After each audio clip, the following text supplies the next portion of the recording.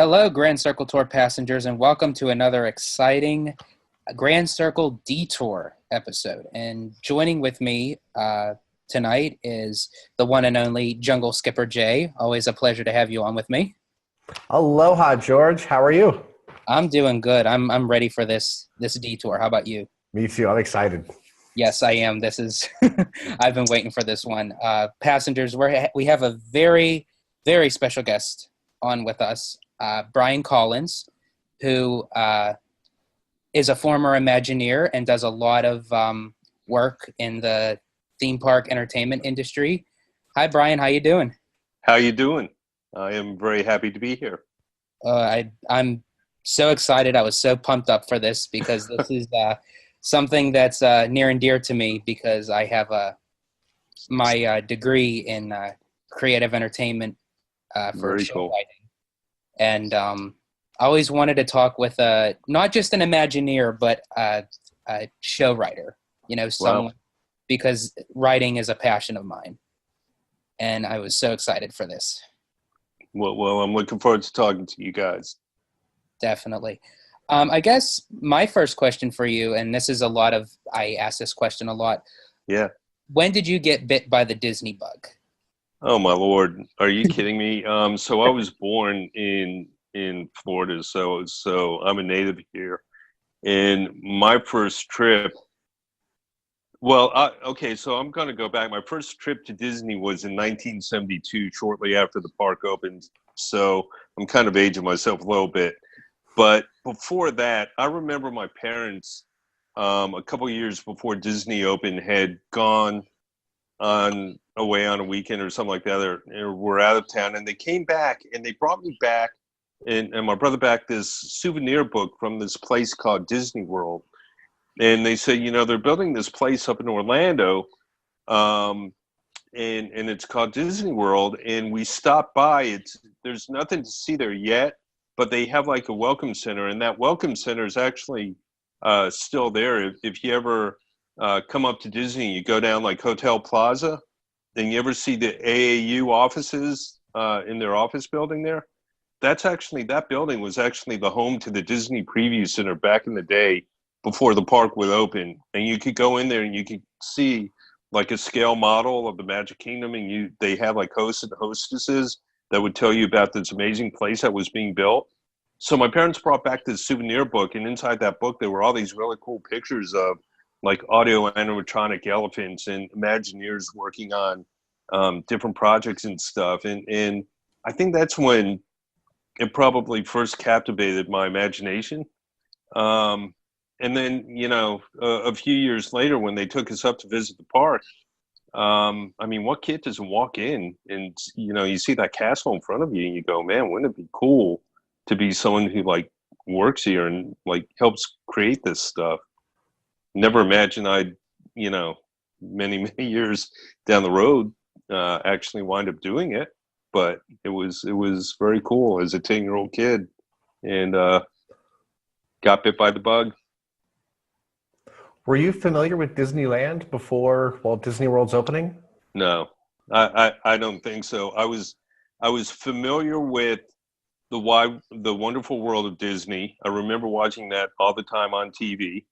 I remember, seeing Walt Disney talk about all these cool things and introducing the shows. I may have, there probably were specials about building Disney World, and he probably referred to Disneyland, but at that young an age, I can't say I really remember a whole lot about the theme parks. My youngest memories of Disney were really like the films, the animated films, obviously, and the Wonderful World of Disney on TV. Awesome. Now, did Disney inspire for you to go forth with your career, or did that come secondary? That honestly, that came secondary. So my degree was in advertising.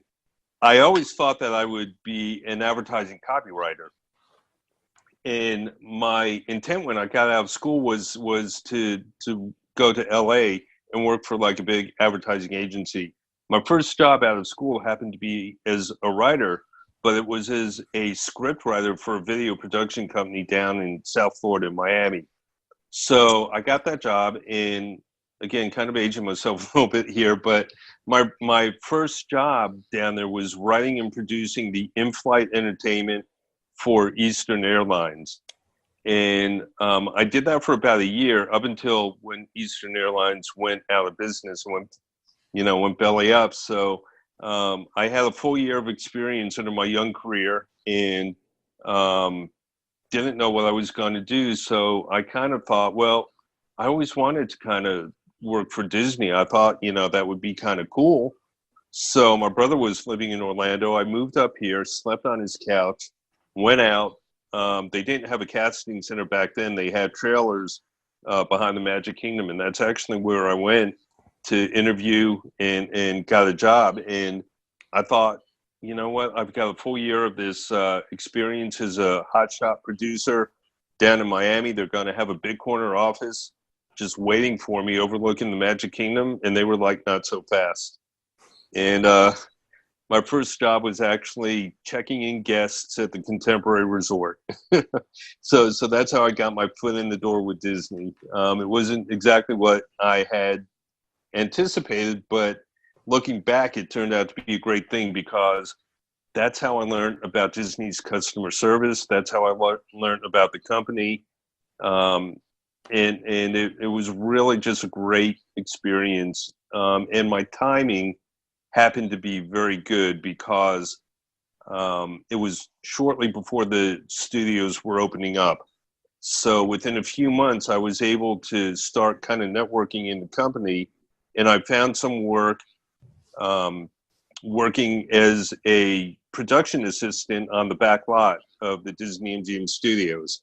And from there, I kept networking in the company, and started doing some writing for the company papers, Eyes and Ears, and started producing some corporate videos. And then I started doing some stuff with the marketing department, and it was just getting all this really great exposure and experience. And eventually was able to get a break and contact with Imagineering, and that's a whole nother story.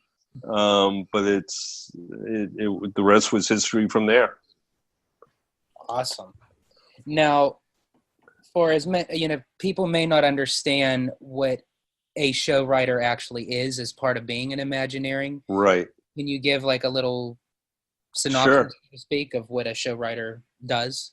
Sure. So I always tell people, when you talk about a show writer, it's not really writing shows in that sense. It's about writing for the Disney show as a whole. And so a Imagineering show writer, they're responsible for writing the scripts and spiels for the attractions, for writing any kind of creative signage that you might find in the park, any kind of themed operational spiels, things like that, are all kind of fall under the umbrella.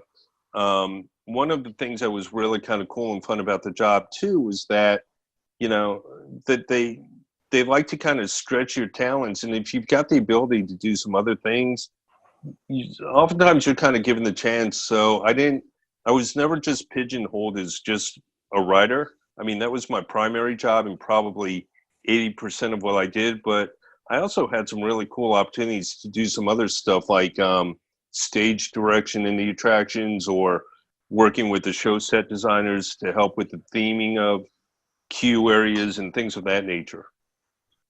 Awesome. Now, when you actually go to write something down, is it written in screenplay form? Is it written in paragraph form? Like, what does it differ from any other kind of thing? It really differs. One thing about being hired on as an Imagineer is that they look for people who are very good at their craft and very unique at their craft, and have a lot of depth at their craft, if you will. So as a show writer, I think one of the things that appealed to them was that I was able to write everything from certainly scripts, but also to technical writing, to um, advertising type copy, to poetry. I mean, so to answer your question, it really kind of depends on what kind of show writing, what the project was calling for.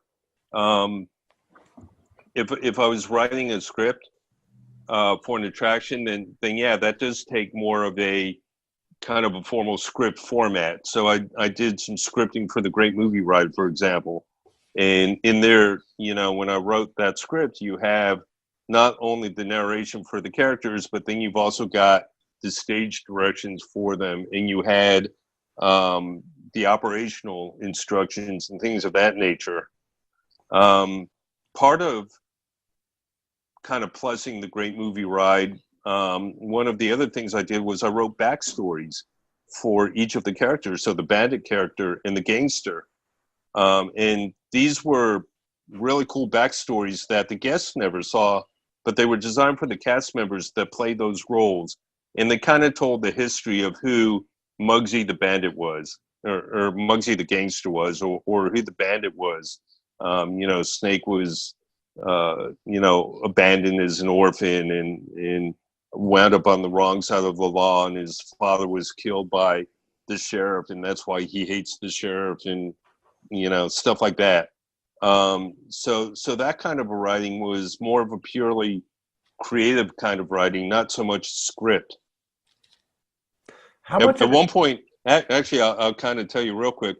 One of the very first jobs I got I was asked to do was writing themed graffiti, family-friendly graffiti for the New York Street backlot. So go figure that one out. Oh, that's awesome. Yeah. I'd love to know some of the graffiti you wrote. Yeah. So because there was a Chinese laundry nearby, I actually wrote, I wanted to have some Chinese characters on. This was for it was actually for a temporary construction barricade that was going to be there for several months. But of course, being Disney, they can't just put a normal barricade up. It's got to be themed to New York City. So that's why they wanted the graffiti. So I put some Chinese characters on there that said Mickey loves Minnie. At least I hope that's what it said, because it was up there for a long time. I stuck my name in some stuff. I put my father-in-law's name, Goldberg's Deli, with an arrow. Just, you know, crazy kind of blurbs, I guess. I'm going to have to go back through my home videos and pictures and try to see if I could spot any of this when the Oh, gosh. streets and the, you know, like the backlot section was still there. Yeah. So I have to ask, something like the Great Movie Ride, how big Yeah. a job is it to write everything, including directions and backstories and Yeah. dialogue? How much time does that take? So I didn't write the entire script for the Great Movie Ride, and you know, I'm certainly not gonna, you know, don't want to take anything away. There was a wonderful script that was written before I even became an Imagineer. So my job was to go in and kind of plus that, and just to kind of explain, if your listeners don't know, plussing is a term that Imagineering uses to go in and kind of enhance an existing attraction and kind of make it better. So you know, my job was really to kind of take the script and really kind of refine the two scenes where the ride vehicle was kidnapped either by the gangster or the bandit, and then also kind of go through and clean up a little bit of the scripting. I rewrote the exit spiel, you know, that made it sound more like a Oscar acceptance speech, you know, that the tour guide gives as you're deboarding, is that right? The ride, exiting the ride, and stuff like that. But that being said, to get back to your question, it really kind of depends on, I guess, how involved the attraction is. You know, the Great Movie Ride, that script went through several iterations before they wound up on the final script. Actually, in the original Great Movie Ride script, there were some scenes that never made it into the movie for some different reasons. At one point, there was going to be some a Ghostbuster scene in there. I am pretty sure, if my memory is not failing me, there was going to be a Three Musketeers scene in there. So were a lot of really cool ideas that never made it to the final script for different reasons. The original Casablanca scene was actually going to be in Sam's, in Sam's bar with playing When Time Goes By. And that changed to the iconic scene with Rick and Elsa in front of the plane.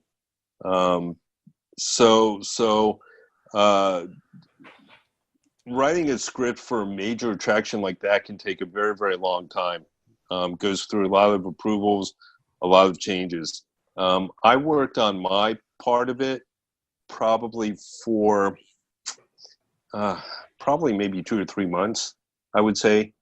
And that included, doing the writing enhancements and revising the staging of the scenes.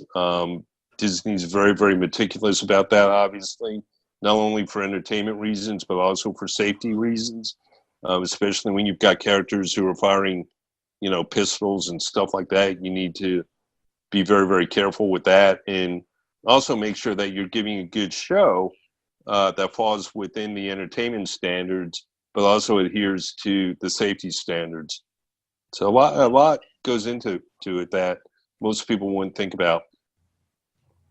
Awesome. Now, if a lot of people don't know what the blue sky process is, when a bunch of Imagineers come together, they just throw ideas around, the sky's the limit, so to speak. Right. Were you ever part of the blue sky process? On a smaller scale, I guess so. There were a couple like little enhancements and things like that. But I'll tell you a really kind of a cool story about the blue sky process. And this was when they were creating a second water park, Blizzard Beach. And so kind of an interesting story how that theme came about, that story for that park came about. Typhoon Lagoon had opened up and was very, very successful. And so the powers that be came to WDI and they said, we want to do a second theme water park. So they had about a week-long charrette brainstorming session, if you will, blue sky session in Orlando at the WDI offices back then. And a bunch of guys were in the conference room and they were throwing ideas around. And the way I heard this story told, I wasn't part of it, but they were, brainstorming for a few days and they weren't getting anywhere with it. They were just having trouble kind of coming up with ideas. And just out of exasperation, one of the guys kind of threw up his hand and said something like, man, we might as well just be building a ski resort in Florida. And all of a sudden, everyone's eyes just kind of like, froze. And you could kind of see the light bulbs going up over everyone's head. They're like, wow, hang on. Ski resort, Florida, that might be kind of fun. Maybe we could do, instead of bobsled runs, that could be, like where the water slides are. And maybe instead of stairs to take them up, they take a ski lift to take them to the top of the slide. And, from that one exasperated comment, everything else just kind of flowed. So sometimes it's a very formal kind of process. And sometimes, anyone who's ever been part of a creative brainstorming process, one of the rules is that no idea is a bad idea. And you never know where something's going to come from. Awesome. I just have to say, I'm like starstruck right now. Like if I wasn't sitting down, I'd be jumping up and down like Tigger right now. This is awesome. So I have a question I'm dying to ask you. Yeah. With something like the Great Movie Ride, what's it feel like to go and experience an attraction that you've had a hand in? God, that's a really good question. It's amazing. Honestly, to this day, ever since going to the park for the first time in 1972, to this day, I never get tired of going into the Disney theme parks. Okay. And most of the times when I'm in there, I'm having a good time just kind of like observing other people. Sometimes I mean, I go into the theme parks a lot now for work for different reasons, but I never get tired of it. And when I would go into the Great Movie Ride and I would ride through that attraction, you know, especially years after I had done my work, and they were still saying the same script that I'd written, and I was seeing how people reacted to it, or when I told people, you know, about the work I had done in there and saw their reactions, it's incredibly humbling, if nothing else. I mean, um, you know, one thing I will say about Imagineers is that we certainly realize the importance of the work that we're doing and the impact that the work that we're doing has. And I don't mean that to sound like in a bragging kind of a way, but it's very humbling, you know. And it's if you stop to think about it, sometimes it can really kind of make you go, "Wow." I mean, the only people that don't really seem to be impressed with anything I've ever done are my kids and my wife, you know. But other than that, you know, people are like, kind of, "Wow, that's kind of cool." And for me, years later, to go on it, and especially like when the Great Movie Ride closed, that was a very kind of a, I don't know, very bittersweet, melancholy time for me. I was invited out to a couple different events that last week to speak about the work I had done in there, and you know, I mean, it was really kind of bizarre because, you know, I felt my again, not trying to sound like I'm bragging or anything, but it's like you're like showered with like a lot of appreciation and love for the work you did. And it was just very, very humbling and uh, just a very warm feeling for me. So I very much appreciated that. And I think any Imagineer would probably tell you the same thing about the work that they've done.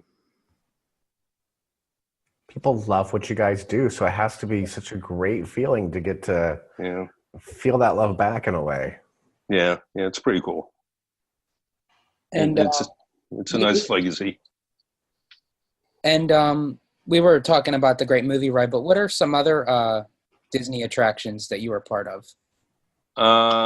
What else? So, if you've ever gone on the Jungle Cruise and you're standing in line for the Jungle Cruise and you hear Albert Awol's broadcast coming in over the loudspeakers at radio broadcast, some of that was my bad puns.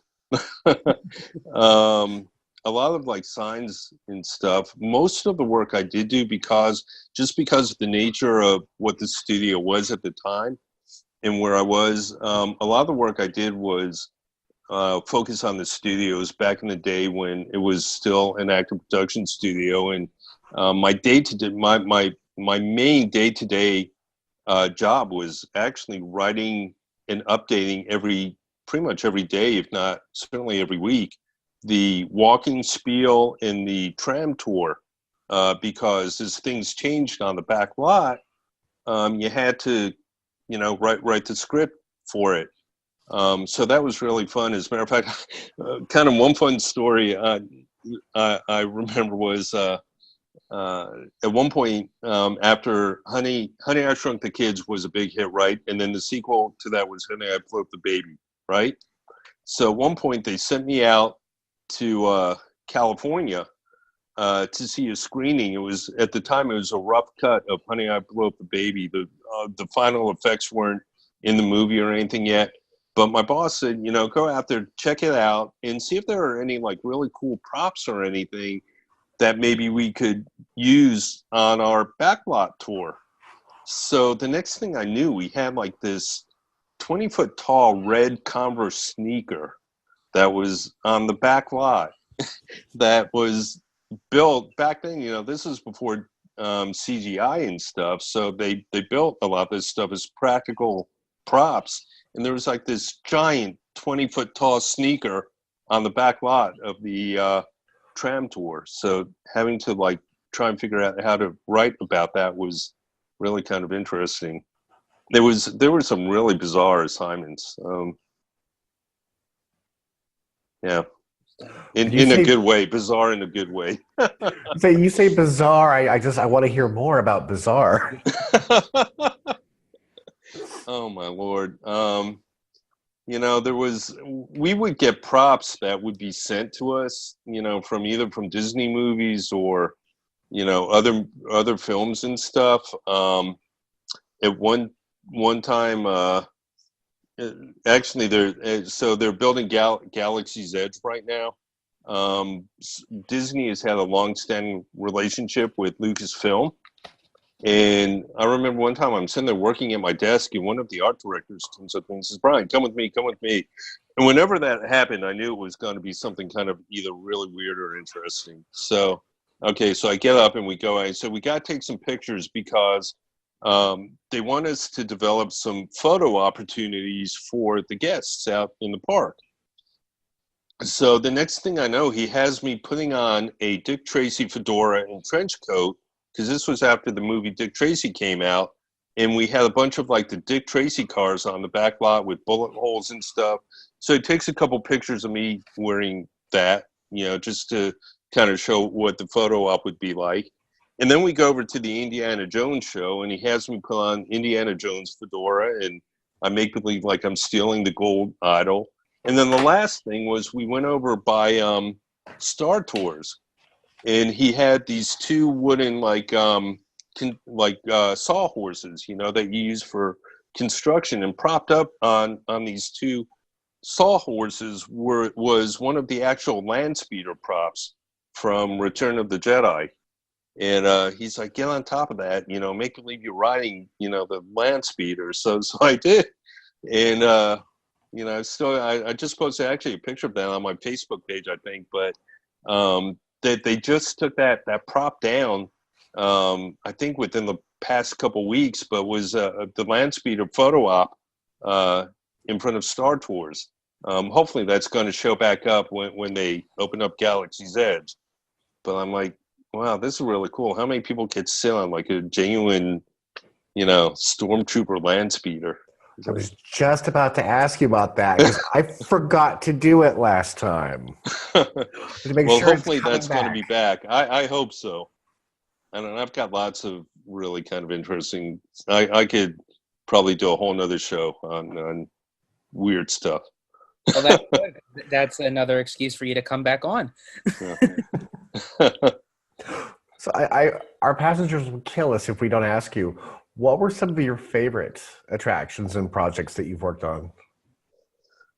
Definitely the Great Movie Ride was probably my favorite one, just because it was just a very special kind of a project. I always thought that was a very special attraction. I was very, very sad when it closed, and I just had so much fun.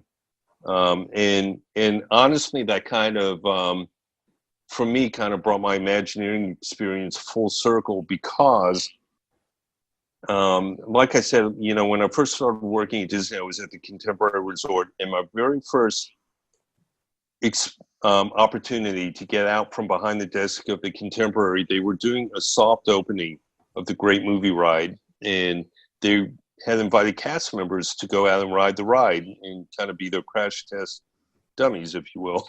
So I'm standing in line and I'm chatting with the guy next to me, and the guy next to me, as it turned out, happened to be a full-time production assistant on the back lot of the studios. Now, this was back in the day when they were still doing a lot of TV and film production on the studios. It was actually a working studio. It wasn't just a theme park. So he was a full-time production assistant, and I guess he took pity on me.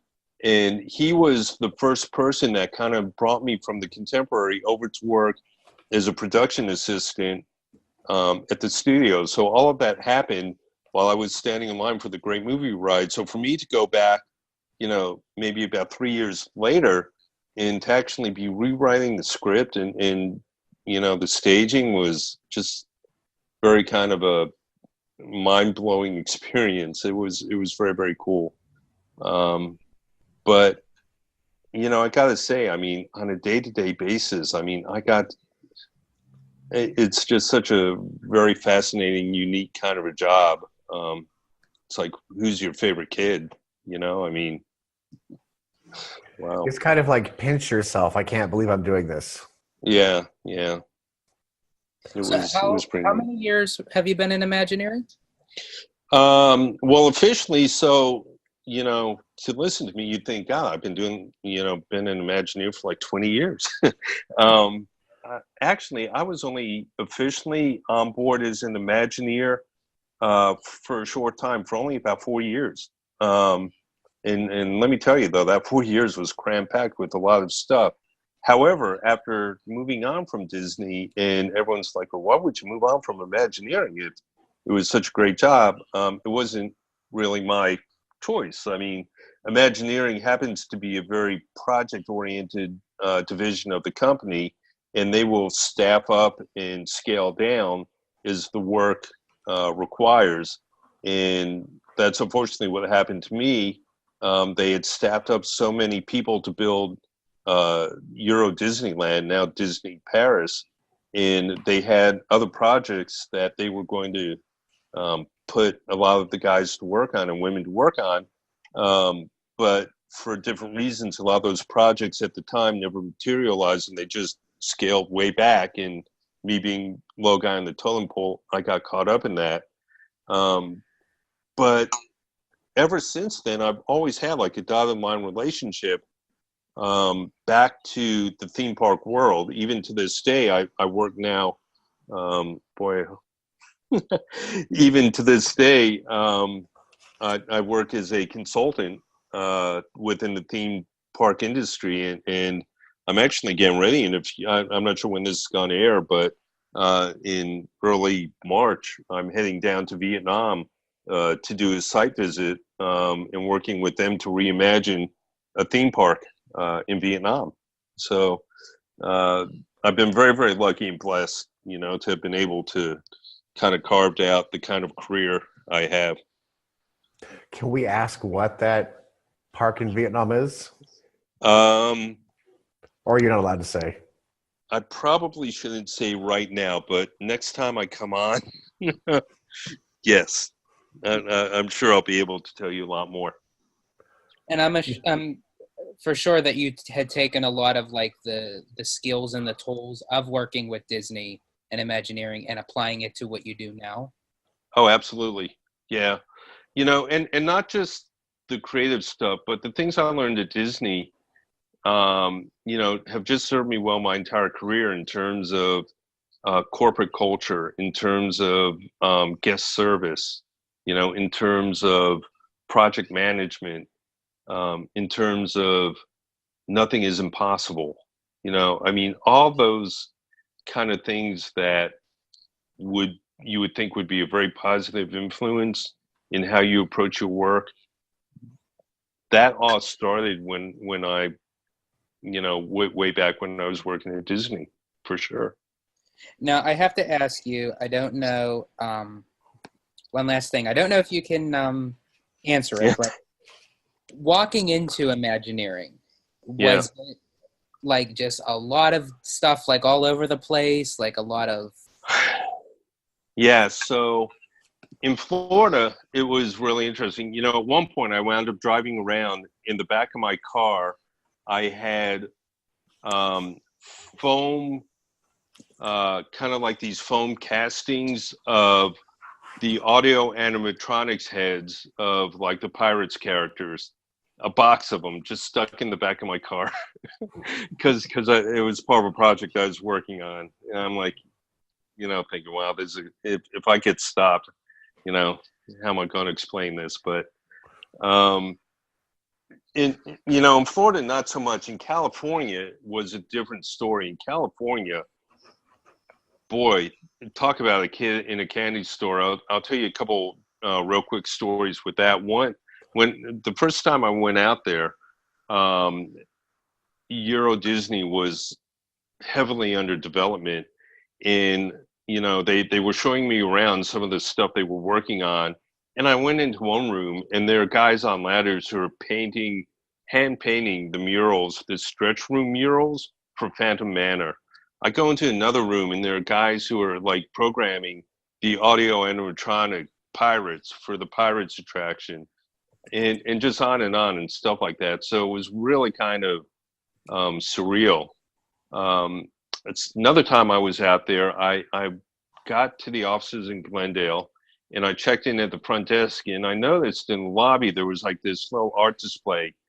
And I'd been wanting to see, what it was for several days while I was out there, but I kept, I was always too busy to be able to go over and take a look and see what this artwork was. Obviously, it was something with Disney.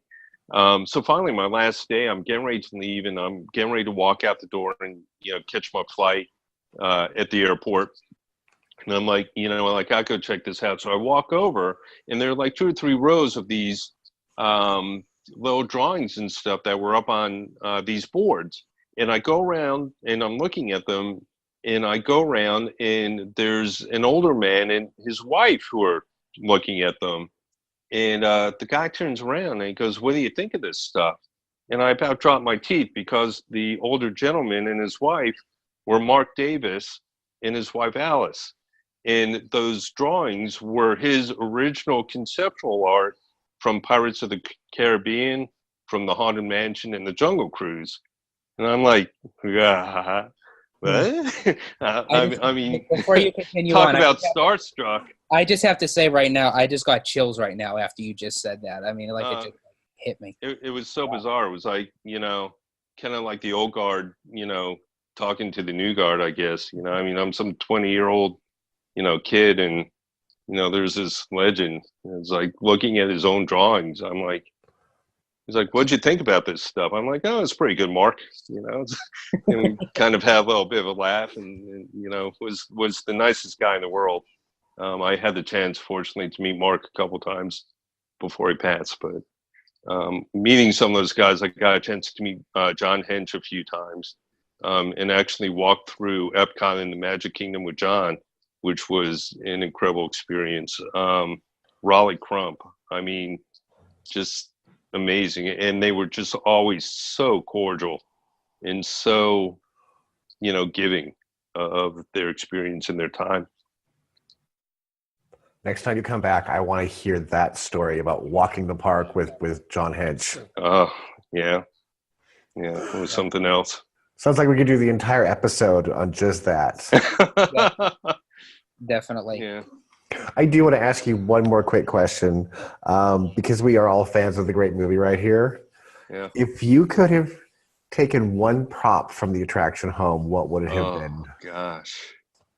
Wow, that is an awesome question. Probably the Wicked Witch's broomstick. Would have been really cool. Or the alien. That would be kind of cool. Just kind of stick that out front, for Halloween. That was the top of my list with that. Have it hanging from the ceiling when company comes in. Yeah. What would you take? Is that what you would take? I think I'd take the Ark from Raiders. Oh, that's a good one too. Yeah. What about you guys? I have to think about that.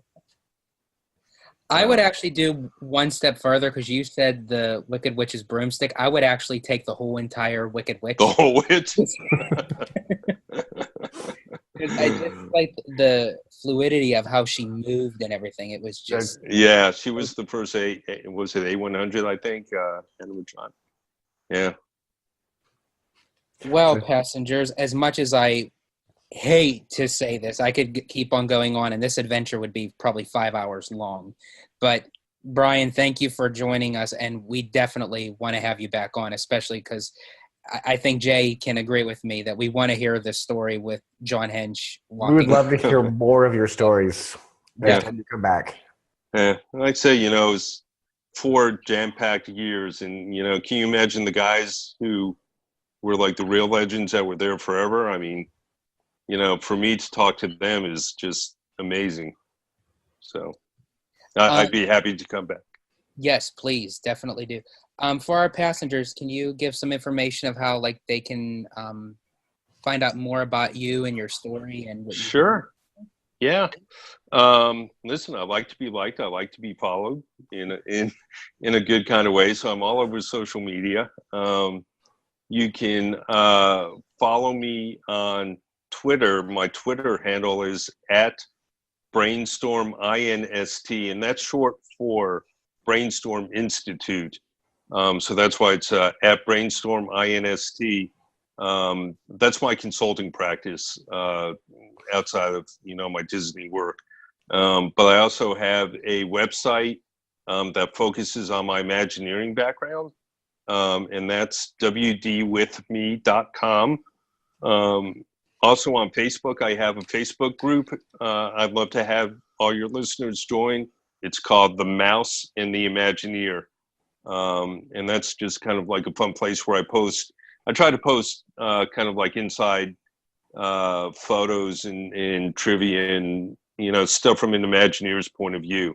So it's kind of a fun Facebook page. Find me on LinkedIn and connect with me there, Brian Collins Orlando. Just search for me and I'll pop up. And that's, I'm easy to find. Awesome. And again, thank you so much for joining us and telling us your great stories. And again, you have to come back on. We all insist. Yes. You guys come down to Orlando and I'll walk you through the parks. Oh, yeah. Don't tempt me. I will take you up on that. I'll be on a plane. Do not tempt me. I will be there. I'll be there in September. Okay. As long as I'm in town, look me up. Awesome. Definitely. Well, Jay, thank you for joining me on this fun ride of the Grand Circle Tour. Again, George, thanks for having me on this one. Yes, definitely. And passengers, we're wrapping it up tonight. And remember, it's never a good day unless it's a Disney day. Have a good night. As we near our 1-year anniversary, we have decided to have another amazing giveaway. This time we're giving away a Kevin John Jungle Cruise print generously donated by Kevin John Studios. This print will be hand-signed by the Disney master artist himself and include a hand-drawn drawing on the mat. To enter, simply visit our Grand Circle Tour Facebook page and like and share this adventure. You can receive another entry by tweeting out that you're listening. Be sure to use the hashtag GCT Podcast.